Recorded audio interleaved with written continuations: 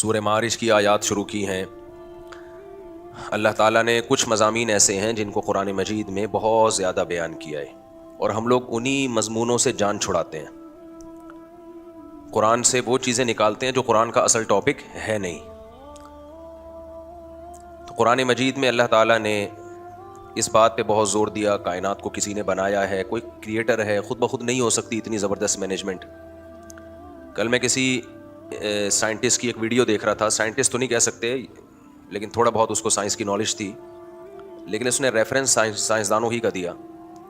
بڑی پیاری مثال دی کہ کسی کچرے کی کنڈی میں مختلف قسم کی دھاتیں پڑی ہوئی ہوں، مختلف چیزیں پڑی ہوئی ہوں، اور ایک بوئنگ طیارہ بن جائے، ایک جہاز بن جائے، اس سے اتفاق سے بن جائے، تو اس بات کا جتنا امکان ہے نا، اتنا ہی امکان اس بات کا ہے کہ یہ کائنات بھی اتفاق سے خود بخود بن گئی۔ ستارے، چاند، سیارے، انسان، جانور، تتلیاں، یہ بس ایسے ہی بن گیا۔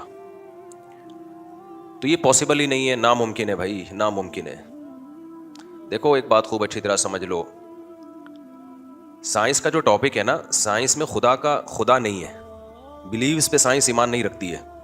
سائنس نام ہے جو ہمارے مشاہدے سے جو چیز ہمیں نظر آئے گی ہم اس کو مانیں گے، جو چیز ہمارے مشاہدے میں، تجربے میں نہیں ہے ہم اس کو نہیں مانیں گے۔ یہاں پر سائنس نے ایک دعویٰ کیا ہے کہ ہم ایک محدود سوچ تک جائیں گے، اس سے آگے ہم جائیں گے ہی نہیں۔ یعنی گویا سائنس نے اعتراف کر لیا ہے کہ ہماری صلاحیتیں محدود ہیں، تو ہم محدود ریسرچ کر سکتے ہیں، اس سے آگے ہم ریسرچ کریں گے ہی نہیں۔ یہ سائنس کا ایک عیب ہے جس کو لوگ خوبی سمجھتے ہیں۔ میں سمجھا پا رہا ہوں اپنی بات؟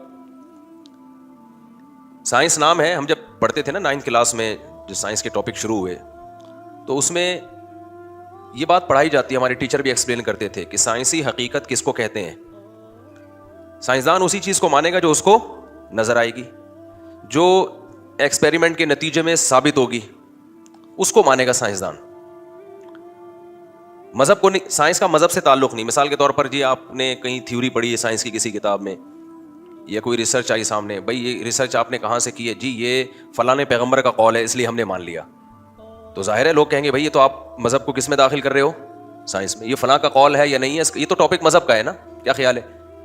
تو سائنس نام ہے مشاہدات کا۔ اب جب سائنسدانوں نے یہ اعتراف کر لیا کہ جو چیز تجربے سے سامنے آئے گی، اور تجربہ کسے کہتے ہیں؟ آنکھوں سے آپ نے کوئی چیز دیکھی ہو، کانوں سے آپ نے کوئی چیز سنی ہو، یا محسوس کی ہو،